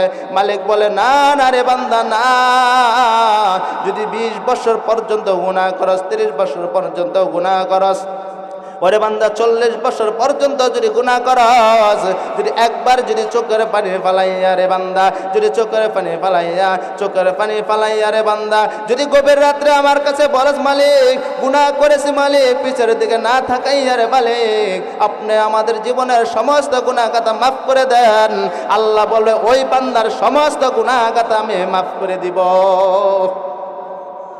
এই জন্যই আপনি আমার কি করতে হবে, বেশি করে তওবা করতে হবে, বেশি বেশি করে কি তওবা করতে হবে, আর মালিককে ডাকতে হবে। মালিক যে বলেন আল্লাহু আকবারের ধ্বনি দেন, মালিক যে হাইয়া আলাস সালার ধ্বনি দেন, মালিক যে বলেন আস-সালাতু খায়রুম মিনান নাওম ধ্বনি দেন। মালিক বলে, বান্দা তোমাদেরকে ডাকতে থাকি, কেন ডাকতে থাকি জানোনি? তোমাদেরকে আমি সুযোগ দিতেছি রে মালিক, সুযোগ দিতেছি। বান্দা কিভাবে জান্নাতে যাবে, বান্দা কিভাবে জান্নাতে যাবে, জান্নাতে যাওয়ার সুযোগ দিতেছি রে বান্দাদেরকে। বান্দা আসে না, জোহরের নামাজেও আসে না বান্দা, আসরের নামাজেও আসে না রে বান্দা, মাগরিবের নামাজের আসে না রে বান্দা, এশারেও নামাজের বান্দা আসে না। না আসলে আমি অপেক্ষা করি, ফেরেশতারা বলে আল্লাহ তার খাতার মধ্যে কি লিখবো? আল্লাহ বলেন না রে অপেক্ষা কর, লিখিস না, অপেক্ষা কর, অপেক্ষা কর, অপেক্ষা কর, দেখি আমার বান্দা পরে কিনা অপেক্ষা করতে থাকে। ও বাবা লক্ষ্য করে শুনেন, আপনার বয়স 40 হয়ে গেছে, 50 হয়ে গেছে, নামাজ পড়েন নাই, আপনার যদি 60 বছরে যদি মসজিদে যাইয়া সাজদা দেন, সাজদায় পড়িয়া যদি মালিকরে ডাকেন, মালিক আপনার ডাকে সারা দিবেই দিবে। সন্তান যদি দুনিয়াতে ভুল করে, সন্তান যদি দুনিয়াতে ভুল করে ফেলে, ওই সন্তানকে মা বাবা কি করেন? যদি বলে তোমাকে আমি সন্তান তুমি ভুল করেছো, তোমাদের ত্যায্য বোধ করে দিতেছি, তারপরও সন্তান যদি বাবার কাছে মায়ের কাছে 2টা পাও ধরে বলে, মা বাবা আমি ভুল করেছি, তুমি আমাকে ক্ষমা করে দাও, মা বাবা কি করে দেয়? ক্ষমা করে দেয় কি দেয় না? মা বাবা ক্ষমা করে দেয়। আল্লাহ বলে এমনি ভাবে বান্দা যখন হয় গুনাহ করবে আর আমার কাছে ক্ষমা চাইবে, আমি তাকে মাফ করে দিব। এই জন্য বেশি বেশি করে ক্ষমা করছে। মালিকের গভীর রাতে কানবেন, সাজদায় পড়িয়া কানবেন, রুকুর পড়িয়া কানবেন, আর মালিককে ডাকবেন। মালিক বলে, রে বান্দা তোদেরকে আমি মানাইছি কেন? আমার ইবাদত করার জন্য। আমার ইবাদতের মানুষ কম আছে, তারপরে আমি আমার বান্দাদেরকে মানাইছি আমার সহ। বান্দা আমাকে ডাকবে দুনিয়ার জমিন থেকে, বলবে আল্লাহ আল্লাহ বলিয়া ডাক দিবে, বান্দা আমাকে আল্লাহ বলিয়া ডাক দিবে। বান্দা যখন আল্লাহ বলিয়া ডাক দেয়, আমার অন্তরটা নরম হয়ে যায়। যদি অন্তরটা নরম হয়ে যায়, যেরকম দুনিয়ার জমিনের মধ্যে কোনো ব্যক্তি যদি মা বাবাকে বাবা বলিয়া ডাক দেয়, মা বলিয়া ডাক দেয়, মার অন্তরটা কি হয়ে যায়? নরম হয়ে যায়। আল্লাহ বলেন, যদি কোনো ব্যক্তি যদি জমিন থেকে দুনিয়ার জমিন থেকে আল্লাহ বলিয়া ডাক দেয়, আমার যদি অন্তরটা ঠান্ডা হয়ে যায়। আল্লাহ তখন বলতে থাকে, ও ফেরেশতারা কে ডাক দিছে রে? পরে আল্লাহ কাংসা থেকে তোমাকে ডাকতেছেন, বান্দাগণ কাংসা থেকে ডাকতেছেন। কে ডাকতেছে? অমুক ব্যক্তি ডাকতেছেন। আল্লাহ বলে, যাও তার ডাকে আমি সারা দিয়াম। ওই ব্যক্তি কি চাই? আল্লাহ বলেন, আল্লাহ গো। ফেরেশতারা বলেন, আল্লাহ গো ওই ব্যক্তি চাই জানেন কি? ওই ব্যক্তি আপনার কাছে জান্নাত চাই। আল্লাহ বলে, দিয়া দিলাম। এই জন্য বাবা লক্ষ্য করে শুনেন, যদি তলাবুল ইলমরা যদি করে একটা মানুষ করতে পারেন, তলাবুল আপনার একটা সন্তানকে যদি মানুষ করতে পারেন, যে মূল আলোচনার ভিতরে চলে যাইতেছে, আপনি যদি একটা সন্তানকে মানুষ করতে পারেন, তলাবুল ইলমদেরকে ভালোবাসতে পারেন, গভীর রাত্রের মধ্যে ওই তলাবুল আলেমরা যেরকম একটা ঘটনা বুঝাইতে চাই, ঘটনা থেকে বুঝাইতে চাই, একটা সন্তান মাদ্রাসার তলাবুল আলেম দুনিয়ার জমিন থেকে তার মা চলে গেছেন, তারপরে উস্তাদদেরকে খবর জানাই নাই। না জানানোর পর ওই সন্তান কি করেছেন, গভীর রাত্রে স্বপ্নে দেখেন তার মা দুনিয়ার জমিন থেকে চলে গেছেন, গভীর রাত্রে স্বপ্নে দেখেন দুনিয়ার জমিন থেকে চলে গেছেন, আর হাউদাউ করে কবরের মধ্যে আগুন জ্বলতেছেন। ওই সন্তান চিন্তা করলেন, আমার মা বাবাকে দেখে আছে, আমার মা বাবা কি আছে, জীবিত আছে। আবার দেখে স্বপ্নে দেখি আমার মা জাহান্নামের আগুনে জ্বলতেছেন। এটা তো হতে পারে না। উস্তাদদেরকে বললেন, উস্তাদ আমাদেরকে একটু ছুটি দিয়ে দেন। উস্তাদ বলে, না বাবা, ছুটি দেওয়া যাবে না। যখন তার বাড়ি থেকে ফোন আসলেন, হুজুর তার মা বিদায় হয়ে গেছে, 2-3 দিন হয়ে গেল, তাকে খবর জানাই নাই। ওই সন্তান যখন উস্তাদে নিয়ে আসলেন, নিয়ে আসার পর তার বাড়িতে যখন পৌঁছা দিলেন, পৌঁছা দেওয়ার পর ওই সন্তান বাড়িতে যাইয়া মা মা করে ডাকে। মা মা বলে যখন ডাকে, রে বাবা, বাড়ি থেকে কোনো আওয়াজ নাই, বাড়ি থেকে আওয়াজ চাই, রে বাবা দেখো এক ফোঁটা চোখের পানি ফালাইতে পারোনি, এক ফোঁটা যদি চোখের পানি আজকে ফালাইতে পারো, আমি মুসাফির বলে গেলাম, তোমাদের জীবনের সমস্ত গুনাহগাতা আল্লাহ মাফ করে দিবেন আজকে। কেন জানোনি, মুসাফির যখন দোয়া করে দোয়া কবুল হয়ে যায়। আর যেই ব্যক্তি আজকে প্রধান বক্তা পেয়েছেন নাসিরউদ্দিন আনসারী ভাই, মধুর সুরে আলোচনা করেন। ওই নাসিরউদ্দিন আনসারী ভাইয়ের আলোচনা যখন আপনারা শুনবেন, আপনাদের কাছে অনেক মধুর কণ্ঠে বয়ান করবেন। যখন ওই তলাবুল আলেম কি করতেছেন স্বপ্নে যখন দেখলেন, এভাবে দেখার পর ওই তলাবুল আলেম যখন বাড়ির উস্তাদ পৌঁছাইয়া দিলেন, যখন উস্তাদ পৌঁছাইয়া দিলেন, মাকে মা বলে ডাকে, বাড়ি থেকে কোনো ছাউন আসে না, ঘর থেকে কোনো ছাউন আসে না, রে বাবা। যখন ছাউন না আসে, ওই ছেলে ডাকতেছে মা মা বলে, বাড়ি থেকে কোনো ছাউন আসে। ওই মা মা বলে ডাকতে ডাকতে যখন রাত্রেবেলা দুনিয়া থেকে যখন ওই ছেলেটা রাত্রেবেলা ঘুমাইয়া গেলেন, ফজরের আজান দিলেন।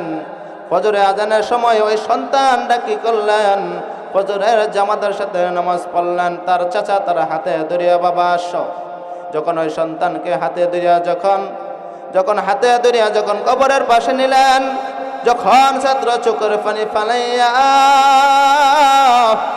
বলে যাচ্ছে, কার কবরের সামনে আল্লাহ, বলে তোমার মা দুনিয়ার জমিন থেকে বিদায় হয়ে গেছে। ওই সন্তান চোখের পানি না ফেলাইয়া ওই সন্তান সূরা ইয়াসিন পড়া শুরু করে দিলেন। ওই সন্তান সূরা ওয়াকিয়া পড়া শুরু করিয়া দিলেন। ওই মাদ্রাসার ছাত্র যখন সূরা ইয়াসিন পড়া শুরু করে দিলেন, ওয়াকিয়া পড়া যখন শুরু করিয়া দিয়ে, ওই তলাবুল আলেম যখন সূরা তেলাওয়াত করতেছে, আর চোখ দিয়া পানি পড়তেছে, মায়ের জন্য চোখ দিয়া পানি পড়তেছে। ওই সন্তান যখন কুরআন তেলাওয়াত করে আর চোখ দিয়া পানি পড়তেছে, এই সময়ের মধ্যে ঠান্ডা একটা বাতাস এসেছে, বোঝা যায় বৃষ্টি এসে যাবে, বৃষ্টি এসে যাবে। ওই সন্তান যখন সূরা ইয়াসিন তেলাওয়াত করতেছেন, সূরা ওয়াকিয়া তেলাওয়াত করতেছেন, গাইবে একটা আওয়াজ দিয়ে বলে দেওয়া হয়, ওরে সন্তান, তোমার সূরা ইয়াসিনের বরকতে, তোমার ওয়াকিয়ার বরকতে আল্লাহ তোমার মাতার গুনাহগাতা মাফ করে দিয়া কবরটাকে জান্নাতের বাগান বানায়া দিছেন, জান্নাতের বাগান বানায়া দিছেন। আল্লাহ যদি জান্নাতের বাগান বানায়া দেন, এই জন্যই বাবা একটা ছাত্রকে মানুষ বানান, আপনার একটা ছেলেকে মানুষ বানান। যদি মানুষ না বানাইতে পারেন, একটা নাতিনকে মাদ্রাসায় পড়ান, নাহলে আপনার একটা সন্তানকে মাদ্রাসায় পড়ান। আপনার একটা সন্তানকে যদি মাদ্রাসায় যদি পড়াইতে পারেন, আল্লাহ এই উসিলা করে আপনাকে মাফ করেও দিতে পারে। আল্লাহ তো মাফ করে দিতে পারেন, আপনি যদি একটা সন্তানকে যদি মাদ্রাসায় পড়ান। এই জন্যই বাবারা লক্ষ্য করে শুনেন, মানুষের ঈমান যদি আজকে দুনিয়ার মধ্যে ঈমান বিক্রি করে দেয়, মানুষ ঈমান বিক্রি করে দিতেছে। আজকে যদি 1000 5000 টাকা দেওয়া হয়, ও বাবা তোমাকে একটা জিনিস দেওয়া হবে, তুমি বলবা লা ইলাহা ইল্লাল্লাহ, লা ইলাহা ইল্লাল্লাহু মুহাম্মাদুর রাসূলুল্লাহ, আমি এই ধর্ম ছেড়ে দিব, তোমাকে 5000 টাকা দিব যদি তুমি এই ধর্ম ছেড়ে দাও। মানুষ বলে এটা তো মুখে বললেই হইব, সমস্যা কি? মুখে বলে 5000 টাকা পাওয়া যাইব? না রে বাবা না, না রে বাবা না, অত সহজ না রে বাবা ঈমান টিকায় রাখা। দুনিয়ার জমিনের মধ্যে যদি ঈমান টিকাইতে চাও, দুনিয়ার জমিনের মধ্যে ফেরাউনের একটা দাসী ছিল, জানা নই? এই ফেরাউনের দাসী, এই ফেরাউনের কাছে থাকিয়া মুসলমান হয়েছেন। ফেরাউন একটা কাফের ছিল, ওই দাসী কি করেছেন? সেখানে থাকিয়া 5 ওয়াক্ত নামাজ পড়েছেন, আর এই মালিকরে ডাকছেন, বা নামাজ পড়েছেন আর মালিকরে ডাকছেন। ফেরাউন জানতে পারল ওই দাসী কি করে ফেলেছে, ঈমান এনে ফেলেছে, দাসী ঈমান এনে ফেলেছে। যখন এই কথা শুনে ফেলল, যখন দাসীকে ডাক দিয়া বলে, ফেরাউন ডাক দিয়া বলে, রে দাসী, ঈমান ছাড়, ঈমান ছাড়, যদি ঈমান ছেড়ে দেস তোকে আমি আমার রাজ্যের অর্ধেক সম্পদ দিয়ে দেব। দাসী বলে না না না না, আমি ঈমান ছাড়ব না, আমি যেই মালিকের পড়েছি লা ইলাহা ইল্লাল্লাহু মুহাম্মাদুর রাসূলুল্লাহ, আমি যখন এই কালিমা পড়েছি এত স্বাদ, এত মজা পেয়েছি কালিমার মধ্যে, মালিকের সাথে আমি কথা বলতে পারি। আমি যখন নামাজে দাঁড়ায় যাই, আমি মালিকের সাথে কথা বলতে থাকি। আমি যখন দাঁড়াই মালিকের সাথে কথা বলি। আমি যখন নামাজে দাঁড়ায় যাই, যখন বলি আলহামদুলিল্লাহি রাব্বিল আলামিন আর রহমানির রহিম মালিকি ইয়াউমিদ্দিন ইয়্যাকা না'বুদু ওয়া ইয়্যাকা নাস্তাঈন ইহদিনাস সিরাতাল মুস্তাকিম সিরাতাল লাযীনা আন'আমতা আলাইহিম গায়রিল মাগদুবি আলাইহিম ওয়ালাদ-দাল্লিন। আমি যখন পড়তে থাকি, আমার মালিক আমার সাথে কথা বলতে থাকে। আসিয়া যখন ফেরাউনের দাসী যখন ঈমান এনে ফেলল, ওই ফেরাউন যখন ডাক দেয়া বলে, রে দাসী, ঈমান ছাড়, ঈমান ছাড়, যদি ঈমান ছেড়ে দেস তোকে আমার রাজ্যের অর্ধেক সম্পদ দিয়ে দেব। বলে না না না, ঈমান ছাড়তে পারবো না, ঈমান ছাড়তে পারবো না। যখন দাসীকে জোর বললেন না ঈমান ছাড়বো না, তখন বিশাল বড় একটা মাঠের মধ্যে আয়োজন করলেন। কি আয়োজন করলেন জানেননি? মাঠের মধ্যে খড়ি ব্যবস্থা করলেন। ব্যবস্থা করিয়া বললেন, একটা পাতিল আনো, পাতিলের মধ্যে একটা তৈল গরম করো, তৈল গরম করিয়া কি করো, ওই দাসীর সন্তানদেরকে কি করো, একটি একটি করে কি গরম মেরে ফেলো। যখন এইভাবে অনুমতি দিয়ে দিলেন, এলাকাবাসীদেরকে সকলকে খবর দিলেন।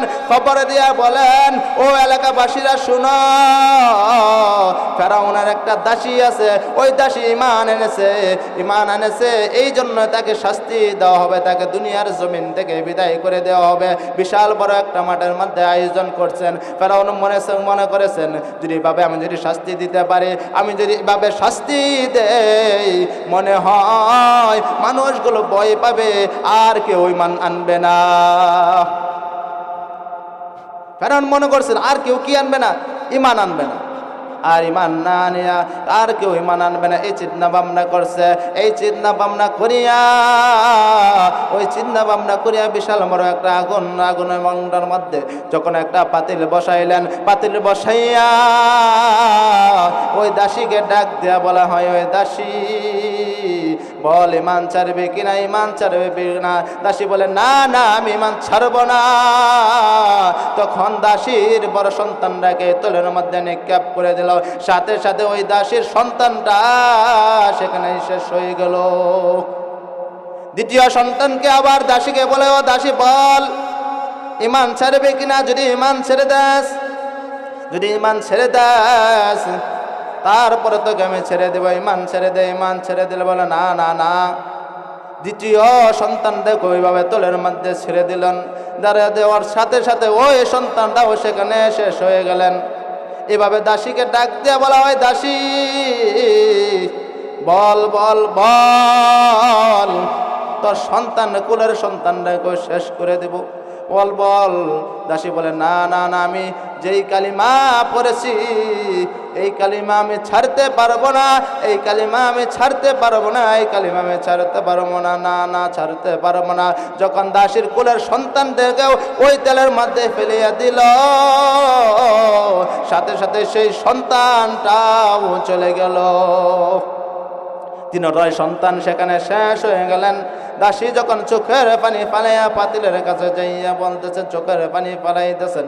যখন ফেরাউন মনে করছে মনটা নরম হয়েছে, মনে হয় ইমান ছেড়ে দিবে, এই চিন্তা ভাবনা করতেছে, মনে করছে ইমান ছেড়ে দিবেন। দাসীকে বলে, ও দাসী ইমান ছেড়ে দে, তোকে আমি ছেড়ে দিব।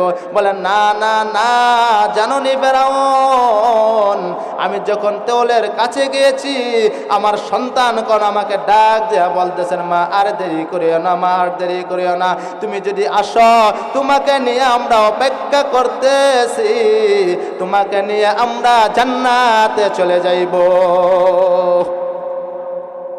তোমাকে নিয়ে জান্নাতে চলে যাইব, এই অপেক্ষা করতেছি, মা আর দেরি করিও না, মা আর দেরি করিও না, মা দেরি করিও না। ওই সন্তান যখন এমনি ভাবে ডাকতেছেন তখন ওই মা আর দেরি করে নাই, তোলের মধ্যে ঝাঁপ দিয়া তার জীবন শেষ করে দেয়। আল্লাহ বলেন, ওরে বান্দা ইমান দেখো কেমনে ভাবে টিকাইছেন, তুমি আমি জমিনের মধ্যে 500 টাকার জন্য ইমান বিক্রি করে দেয়, 1000 টাকার জন্য ইমান বিক্রি করে দেয়। ওরে বাবা না না, লক্ষ্য করে শুনবেন, দেখেন এই ঘটনা থেকে আপনি আমি কি বুঝতে পেরেছি, ইমানের কত দাম, ইমানের কত মূল্য দিতে হবে। আপনি যদি আমি যদি ইমানের মূল্য দিতে পারি, আল্লাহ তাআলা রব্বুল আলামিন আমাদেরকে জান্নাত দিবে। ইমানের মূল্য দিতে হবে, ইমানের দাম দিতে হবে। আপনি যদি ইমানের মূল্য দিতে পারেন, ইমানকে টিকায় রাখতে পারেন, আল্লাহ তাআলা কি দিবেন? দিবে। আল্লাহ বলেন, বান্দা আমি যে সর্বপ্রথম আলোচনা করেছিলাম জান্নাত জাহান্নামের আলোচনা করেছিলাম, আল্লাহ বলে, রে বান্দা আমি কারো জন্য কি বানাই না, জাহান্নাম বানাই নাই, সবার জন্যই জান্নাত বানাইছি। আমি তোমাদেরকে জান্নাত দেব দুনিয়ার মধ্যে যদি আমল করতে পারো। ও বান্দা, যদি দুনিয়ার জমিনে যদি আমল করতে পারো, দুনিয়ার জমিনে যদি সঠিকভাবে চলতে পারো, ওরে বান্দা তোমাদেরকে আমি কি করে দেব, তোমাদেরকে জান্নাত দিয়া দিব। দেখেন দুনিয়ার জমিনে মাত্র সাধারণ একটা রোদের তাপ সহ্য করতে পারি না, সাধারণ একটা রোদের তাপ সহ্য করতে পারি না। আমি আপনার কি করতে পারেন, সাধারণ একটা রোদের তাপ সহ্য করতে পারি না। আল্লাহ বলেন, হাসরের ময়দানের দিন যখন আধাত উপরে সূর্যের তাপ চলে আসবেন, আপনি আমি কেমনে করে সহ্য করব রে বাবা?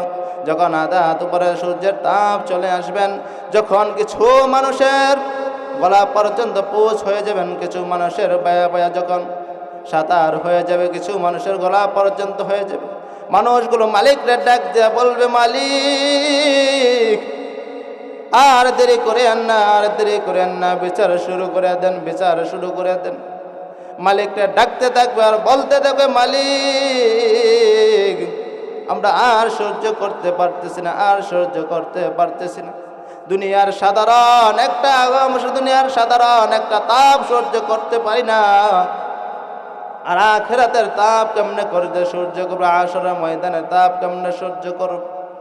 ওরে বাবা, যদি দুনিয়া থেকে আমল করে যাইতে পারো, সেই তাপ সহ্য করতে পারবারে। আর বান্দাগণ মালিকরা ডাক দেয়া বলবে, মালিক দেরি করিয়েন না, দেরি করিয়েন না, হাশরের বিচার শুরু করিয়া দেন। মালিক বলবে, অপেক্ষা করো, অপেক্ষা করো। এক কথা বলি চলে যাবো, আবার 1000 বছর চলে যাবে। অপেক্ষা করো, অপেক্ষা করো, যখন বলবে 1000 বছর চলে যাবে, খুঁজেও পাবে না। আর মালিকটা ডাকতে থাকে, ও মালিক বিচার শুরু করে দেন। আর পানির পিপাসার জন্য মালিকরা ডাকতে থাকবে, আর মালিকরা বলতে থাকবে, আর মালিকরা ডাকতে থাকবে, আর বলবে, মালিক বিচার শুরু করার দেন, চোখের পানি ফালাইতে থাকবে। আল্লাহ বলবে, অপেক্ষা কর বান্দা, অপেক্ষা কর, ওরে বান্দা অপেক্ষা কর, বিচার শুরু করে দেব। বান্দাগণ যখন উম্মতের কাছে, বান্দাগণ যখন পরাশিনী হয়ে যাবেন, বান্দাগণ যাবেন মুসা পয়গম্বরের কাছে, যাবে ঈসা পয়গম্বরের কাছে। এমনি ভাবে বাবা আদম আলাইহিস সালামের কাছে যাবে, দাউদ আলাইহিস সালামের কাছে যাবে, যাইয়া বলবে আল্লাহর কাছে একটু সুপারিশ করেন, আল্লাহ যেন বিচার শুরু করে দেন, আল্লাহ যেন বিচার শুরু করে দেন। সুপারিশের জন্য কি করতে থাকবেন? পয়গম্বরদের কাছে যাইতে থাকবেন, পয়গম্বরদের কাছে যাইতে থাকবেন।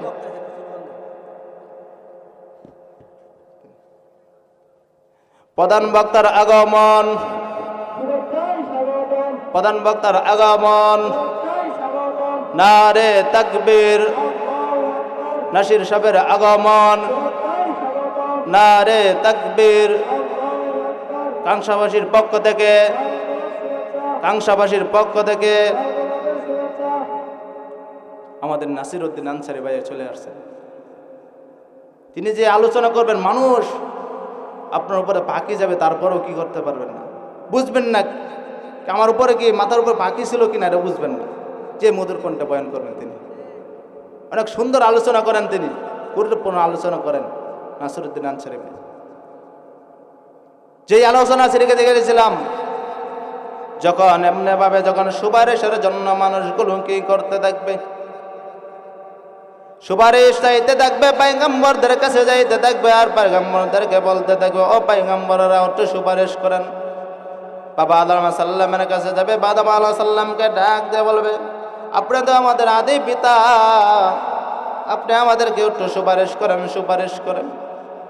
আদম আলাইহিস সালাম বলবে না না, আমি পারবো না, যাও যাও মুসা পয়গম্বরের কাছে যাও। মুসা পয়গম্বর বলবে না আমি পারবো না, বলবে ঈসা পয়গম্বরের কাছে যাও, দাউদ আলাইহিস সালামের কাছে যাও। এইভাবে বান্দাগণ তোর বাড়তে থাকবে। তখন ঈসা পয়গম্বর বলবে না না না, তোমরা আজকে যদি এই ময়দানের মধ্যে যত পয়গম্বরের কাছে যাও, যত নবীগণের কাছে যাও, তারপরেও আজকে সুপারিশের কারণ হবে একজন ব্যক্তিকে, জানো সে হলো বিশ্ব নবী জনাবে মুহাম্মদ মুস্তাফা সাল্লাল্লাহু আলাইহি সাল্লাম। যিনি মুহাম্মদ মুস্তাফা সাল্লাল্লাহু আলাইহি সাল্লামের কাছে যাও, একটা ব্যবস্থা পাওয়া যাইবে, একটা ব্যবস্থা পাওয়া যাইবে। নবী করিম সাল্লাল্লাহু আলাইহি সাল্লামের কাছে যাবে, আল্লাহর হাবিবের কাছে যখন যাবে, আল্লাহর হাবিবের কাছে যাইয়া যখন দেখবেন আল্লাহর হাবিব সাজদায় পড়িয়া কাঁদতেছেন, আল্লাহর হাবিব সাজদায় পড়িয়া চোখের পানি ফেলাইয়া, আল্লাহর হাবিব চোখের পানি ফেলাইয়া যখন কাঁদতেছে, বলে উম্মতি উম্মতি উম্মতি বলিয়া যখন চোখের পানি ফেলাইয়া কাঁদতে থাকবে, আর উম্মতি উম্মতি বলতে থাকবে, আর চোখের পানি ফালাইবেন, আল্লাহ ডাক দিয়ে বলবেন ও আমার দোস্ত, আমার পয়গম্বর আপনি কি চান, কি চান, কি চান বলেন। যখন পয়গম্বর ডাক দিয়ে বলবেন আপনি দুনিয়ার মধ্যে আমার উম্মতগণ ভুল করে ফেলেছে, গুনাহ করে ফেলেছে, আপনি বিচার শুরু করে দেন। যখন আল্লাহ বলবেন মাথা উঠান, ও পয়গম্বর মাথা উঠান, আপনি মাথা উঠান, আপনি আজকে যে সুপারিশ করবেন সেই সুপারিশ কবুল করব। আল্লাহ বলেন কি, বান্দা যখন যে সুপারিশ করব, আল্লাহ যখন যে পয়গম্বর সুপারিশ করবে, সাথে সাথে দোয়া কবুল। যখন পয়গম্বর নবী করিম সাল্লাল্লাহু আলাইহি সাল্লাম যখন সুপারিশ করবেন, যখন বলবে আল্লাহ আমার বান্দাগণ দুনিয়ার জমিনে ভুল করেছে, ওই বান্দাগণ জাহান্নামের আগুনের মধ্যে জ্বলতেছে, জাহান্নামের আগুনের মধ্যে জ্বলতেছেন আল্লাহ। তখন আল্লাহ বলবেন জান জান পয়গম্বর আপনাকে অনুমতি দিয়ে দিলাম, জাহান্নাম থেকে আপনার বান্দাদেরকে নিয়ে আপনার জান্নাতে চলে যান।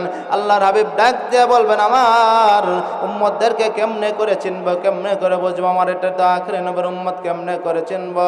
নবী করিম সাল্লাল্লাহু আলাইহি সাল্লাম যখন বলবেন, আল্লাহ বলবেন, তখন আল্লাহ ডাক দিয়ে বলবেন দেখেন 40টা বাছুরের মধ্যে যদি একটা যদি চান কবলে বাছুর থাকে, সেই বাছুরটাকে যেভাবে বের করা যায় আপনার আখির নবীর উম্মতের কপালের মধ্যে চান কবরের মতো থাকবে, কপালের মধ্যে ঝিলিক মিলিক। দুনিয়ার জমিনের মধ্যে কেন গুনাহ করলে রে, দুনিয়ার জমিনের মধ্যে এরে তোদের কাছে কি পয়গম্বর যায়নি, তোদের কাছে কি আলেম ওলামা যায়নি, তোদেরকে কি বুঝাই নাই। যখন চোখের পানি পয়গম্বর ফলাইতে থাকে, আর যখন চোখের পানি ফেলাইয়া পয়গম্বর যখন চোখের পানি ফেলাই, আর যখন ডাক দিয়া বলবে রে বান্দাগণ, ওরে আমার উম্মতেরা রে, তোদের কাছে কি পয়গম্বর যায়নি, তোদের কাছে কি আলেম ওলামা যায়নি, তারা যাইয়া তোদেরকে দাওয়াত দিছে কে জন্য? মানুষ তারা বলবে আল্লাহ আমরা বুঝি নাই, পয়গম্বর আমরা বুঝি নাই, এমনি ভাবে করে মালিকরে ডাকবে আর চোখের পানি ফেলাই।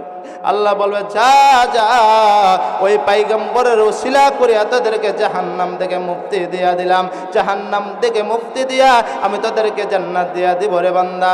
যখন হাউসে কাউসারের মধ্যে আল্লাহর হাবিব তাদেরকে ফেলাইবেন, ফালানোর সাথে সাথে 25 বছরের যুবক হয়ে যাইবেন। যখন 25 বছরের যুবক হয়ে যাইবেন, যুবক হয়ে আল্লাহ বলবেন অপেক্ষা করো রে বান্দাগণ, অপেক্ষা করো। যখন অপেক্ষা করতে দেবে সকল পয়গম্বরকে, যখন পয়গম্বররা আমাদের নবী জনাবে মুহাম্মদ মুস্তাফা সাল্লাল্লাহু আলাইহি সাল্লাম জাহান্নাম থেকে দেখিয়া দেখিয়া, জাহান্নাম থেকে দেখিয়া দেখিয়া কি করবেন, উম্মতদেরকে আনবেন, উম্মতদেরকে আনবেন, উম্মতদেরকে আনবেন। আর সকলে বলতে থাকবেন আজকে কি জানো জান্নাতের চাবি কার কাছে? সকল পয়গম্বরে বলতে দেখবেন ও জাননি আজকে জান্নাতের চাবি কার কাছে, জান্নাতের চাবি কার কাছে? সবাই তো বলতে থাকবে মনে হয় তার কাছে, মুসা পয়গম্বরের কাছে। মুসা পয়গম্বর বলে মনে হয় ঈসা পয়গম্বরের কাছে। এভাবে বলতে থাকবে, এভাবে বলতে থাকবে। যখন এভাবে বলতে থাকবে সকলে বলতে থাকবে জানো কি আজকে ক্ষমতা ওলা ব্যক্তি হলো কে জানো? আজ যে ক্ষমতা ওলা ব্যক্তি হবে মুহাম্মদ মুস্তাফা সাল্লাল্লাহু আলাইহি সাল্লাম। আর কারো ক্ষমতা নাই। আজকে ক্ষমতার অহংকার, আজকে ক্ষমতা থাকবে কার জননী জনাবে মুহাম্মদ মুস্তাফা সাল্লাল্লাহু আলাইহি সাল্লামের ক্ষমতা থাকবে আজকে। সবাই বলতে থাকবে আজকে চাবি কার কাছে জানো? আজকে চাবি হলেন মুহাম্মদ মুস্তাফা সাল্লাল্লাহু আলাইহি সাল্লামের কাছে। যখন মুহাম্মদ মুস্তাফা সাল্লাল্লাহু আলাইহি সাল্লাম যখন জান্নাতের দিকে যাইতে থাকবে, জান্নাতের দরজার কাছে যাবে, ডান পাশে থাকবে আবু বকর, বাম পাশে থাকবে উমর আর বেলাল রাদিয়াল্লাহু হুনন। যখন তারা দুইজন কি করবে, ডান পাশে থেকে আবু বকর, বাম পাশে যখন উমর ফারুক রাদিয়াল্লাহু আনহু থাকবেন, যখন জান্নাতের দরজার যে তালা খুলবে এই সময়ের মধ্যে আমার আল্লাহ ডাক দিয়ে বলে ওরে বেলাল অপেক্ষা কর, তোর জন্য একটা যে ব্যবস্থা করে দিব। ও বেলাল অপেক্ষা কর, একটা ব্যবস্থা করে দেব। যখন আল্লাহর হাবিব যখন জান্নাতের যখন তালা খুলতে যাবে, জান্নাতের তালা খুলে যখন জান্নাতের মধ্যে পাও দিবেন, আল্লাহর হাবিবকে ডাক দেয়া বলেন, আল্লাহ ডাক দেয়া বলেন ও হাবিব দাঁড়ান দাঁড়ান দাঁড়ান, অপেক্ষা করেন, আমার একটা প্রিয় বান্দা আছে, আমার একটা প্রিয় বান্দা আছে। নবী গোনারা চিন্তায় পড়ে যাবেন আল্লাহর কে প্রিয় বান্দা, কে প্রিয় বান্দা, আমি কি আল্লাহর প্রিয় বান্দা হতে পারবো? মনে হয় এভাবে সবাই আফসোস করবে আমি মনে হয় আল্লাহর প্রিয় বান্দা হব।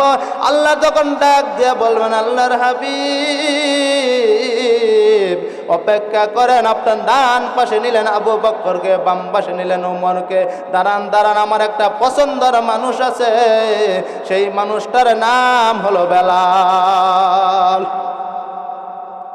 যখন বেলালকে ডাক দিয়ে বলবে সেই মানুষটা হলো বেলাল, ওই বেলালকে ডাক দিয়ে বলবো রে বেলাল যাও যাও যাও, আর দেরি করিও না, আর দেরি করিও না। ওই ঘোড়ার লাগাম ধরিয়া ঘুরে ধরিয়া নবী করিম সাল্লাল্লাহু আলাইহি সাল্লামকে জান্নাতে নিয়ে যাও। বেলাল কি সাধারণ লোক ছিল? বেলাল কি সাধারণ লোক ছিল?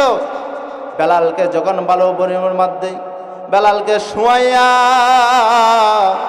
কাফেররা বিশাল বড় বড় পাথর দিছে, পাথর দিয়া দুইটা হাত দুই থেকে টানা দিছে, টানা দিয়া বেলালকে পাথর দিয়া বেলালকে বলে রে বেলাল ইমান ছাড়, ইমান ছাড়, ইমান ছাড়, ইমান ছাড়। বেলাল বলে না না। বেলাল মুখ দিয়ে আওয়াজ বার হয়, হাত হাত শব্দ বের। বেলালকে দুইটা হাত বানিয়া বুকের মধ্যে বিশাল বড় এক পাথর দিয়েছেন, পাথর দিয়ে বেলালকে ডাক দিয়া বলে রে বেলাল ইমান ছেড়ে দাও, ইমান ছেড়ে দাও, যদি ইমান না ছেড়ে তোমাকে শাস্তি দেওয়া হবে। বালু চরের মধ্যে কি করলেন, বেলালকে শুয়াইলেন, বিশাল বড় পাথর দিয়া বেলালকে টেনে নেয়, টেনে নেয়। বেলাল মুখ দিয়া কি বের হয়, আহাত শব্দ, আহাত শব্দ বের হয়। বেলাল ডাক দিয়া বলেন আমার মালিক এক, আমার মালিক এক, আমার মালিক এক এক বলে যখন বেলালকে টেনে আনেন আবু বকর যখন সামন দিয়া যায়, আবু বকর বেলালকে ডাক দিয়ে বলে, বেলাল, আহাদ শব্দটা তুমি যদি ওয়াস্তাও বলো আমার মালিক শুনবে। জুড়ে বললো আমার মালিক শুনবে। আবু বকর চোখের পানি ফালাইয়া আবু বকর নবী করিম সাল্লাল্লাহু আলাইহি সাল্লামের কাছে যাই আল্লাহর হাবিবকে ডাক দিয়ে বলে, আল্লাহর হাবিব, বেলালের শাস্তি আর সহ্য করতে পারতেছি না। আল্লাহর হাবিব বেলালের শাস্তি সহ্য করতেছি না। বেলালকে সাধারণ শাস্তি দেওয়া হয় নাই। বেলালকে যখন আগুনের মধ্যে আংরার মধ্যে বেলালকে শুয়ে দেওয়া হয়তো বেলালের পিঠের গোস্তগুলো আংরার মধ্যে পড়তে থাকতো। তারপরে বেলালকে ডাক দেওয়া হয়েছে, ওরে বেলাল ইমান ছাড়। বেলাল বলে, না আমি ইমান ছাড়বো না, আমি ইমান ছাড়বো না। বেলাল ইমান ছাড়ে নাই, বেলাল ইমান ছাড়ে নাই। বেলালকে ভালো ছড়ার মধ্যে ফেলে যেভাবে শাস্তি দেওয়া হয়, বেলাল ইমান ছাড়ে নাই। বেলাল বলে, হাত আঘাত। বেলাল হাত হাত বলে চোখের পানি ফেলাইছেন আর মালিককে পাইতে চাই। আবু বকর যখন রাস্তার পাশ দিয়া যায়, যখন বেলালকে শুনতে পারলেন, আহাদ শব্দ যখন যত জুড়ে বলে তাকে এত শাস্তি দেওয়া হয়। আহাদ শব্দ যখন যত জুড়ে বলে এত শাস্তি দেওয়া হয়, এত শব্দ বাড়িয়ে দেওয়া হয়। আহাদ শব্দ বলতে বলতে এত শব্দ বাড়িয়ে দেওয়া হয়। যখন আহাদ বলে আওয়াজ যখন বড় হয়, তাকে শাস্তি বেশি দিতে থাকে, তাকে শাস্তি বেশি দিতে থাকে। বেলাল তারপরেও আহাদ শব্দ বন্ধ করে নাই। বেলাল আহাদ শব্দ বন্ধ করে নাই। বেলাল আহাদ শব্দ বন্ধ করে নাই। বেলাল আহাদ শব্দ বন্ধ করে নাই। বেলালকে জগাবে এমনি ভাবে শাস্তি দিতেছে। বেলাল ডাক দিয়ে বলে, রে আবু বকর শুনো, আমি যত জোরে মালিককে ডাক দিয়ে হাত বলিয়া ততবারই মালিক আমার সাথে কথা বলতে থাকে। মালিক আমার সাথে কথা বলতে থাকে। যখন আমাকে যত শাস্তি দিতে গেছে, যখন আমি হাত বলে মালিককে ডাক দেই, মালিক আমার সাথে কথা বলতে থাকে, আমি অস্তে বলতে পারবো না। উমর চোখের পানি ফেলাইয়া উমর চোখের পানি ফেলাইয়া নবী করিম সাল্লাল্লাহু আলাইহি সাল্লামের দরবারে যাইয়া বলেন, আল্লাহর হাবিব, আমি বেলালের আযাব সহ্য করতে পারছি না। বেলালকে যেভাবে শাস্তি দিতেছে, শাস্তি সহ্য করতে পারতেছি না। তখন আল্লাহর হাবিব মসজিদে নববীর মধ্যে বসিয়া চোখের পানি ফেলে কাঁদতেছেন। এই সময়ের মধ্যে উসমান গনি রাদিয়াল্লাহু আনহু বলেন, আল্লাহর হাবিব চোখের পানি কেন ফালান? বলেন কি হয়েছেন? উসমান গনি কেমন মানুষ ছিলেন? উসমান গনি যখন কবরের পাশ দিয়ে যাইতেন, উসমান গনি যখন কবর দেখতেন হাও মাও করে কাঁদতেন। উসমান গনি যদি কবরে পাশ দিয়ে যাইতেন, কবরের মধ্যে শুয়ে যাইতেন, আমার তো একদিন সেই কবরে যাইতে হবে। উসমান গনি চোখের পানি ফালাইয়া কবর দেখলে চোখের পানি ফালাইতেন। উসমান গনি যখন নবী করিম সাল্লাল্লাহু আলাইহি সাল্লামকে ডাক দিয়ে বলেন, আল্লাহর হাবিব বলেন কেন চোখের পানি ফালান? আল্লাহর হাবিব তখন বলেন, আমি আর বেলালের আযাব সহ্য করতে পারতেছি না। বেলাল যেভাবে শাস্তি দিতেছে সেই শাস্তি সহ্য করতে পারতেছি না। তখন ডাক দিয়ে বলেন, আল্লাহ হাবিব, এটা তো আমার জন্য ব্যাপার, আমি তাকে ছুটাই নিতে হবে, কোনো সমস্যা নাই, এটা আমার জন্য। আল্লাহর হাবিব যখন উসমান গনি রাদিয়াল্লাহু আনহু তার কাছে গেলেন, বেলালের মালিকের কাছে গেলেন। বেলালের মালিকরা যাইয়া বলে, তুমি যদি তাকে দিয়ে দাও, তুমি তার বিনিময় কি নিবা? তার বিনিময় কি নিবা? তুমি কই চাও বলো। বেলাল তখন ডাক দিয়া বলেন, বেলালের মালিক ডাক দিয়া বলেন, ওরে উসমান, তোমার 4টা খেজুরের বাগান দিতে হবে। উসমান বলে, তুমি এটা কি বললা? মাত্র এটা একটা জিনিস চাইলা, তুমি যদি বলতা আমার জীবনটা দেওয়ার জন্য, আমার নবীর জন্য আমি জীবনটাই দিয়া দিতাম। বেলাল এত কষ্ট করছেন কার জন্য? ইমানের জন্য। ইমান ছেড়ে নাই। বেলালরা এত কষ্ট করছেন একমাত্র কার জন্য? মালিককে পাওয়ার জন্য। এই জন্য সবাই আমরা চেষ্টা করব মালিককে কিভাবে পাওয়া যায়, মালিককে কিভাবে ডাকলে মালিককে পাওয়া যায়, এই চেষ্টা করিয়া দুনিয়ার মধ্যে চলবো আর ইহদিনাস সিরাতাল মুস্তাকিমের পথে চলবো। আর আপনাদের খেজমতে আমি আসতে পারছি, শুকরিয়া। আর আমাদের সামনে বসে আছেন সম্মানের লোকেরা বসে আছেন, তারা কিছু কথাবার্তা বলবেন আর আপনারা আমার জন্য দোয়া করবেন। আপনার জন্য আমি দোয়া করি। কিন্তু আমার কালকে চট্টগ্রাম প্রোগ্রাম, কালকে চট্টগ্রাম যাইতে হবে। আপনারা আমি রাত্রে আজকে চলে যাব। সকলে আমার জন্য দোয়া করবেন, আপনার জন্য দোয়া করি। ওয়া আখিরি দাওয়ানা আলহামদুলিল্লাহি রাব্বিল আলামিন।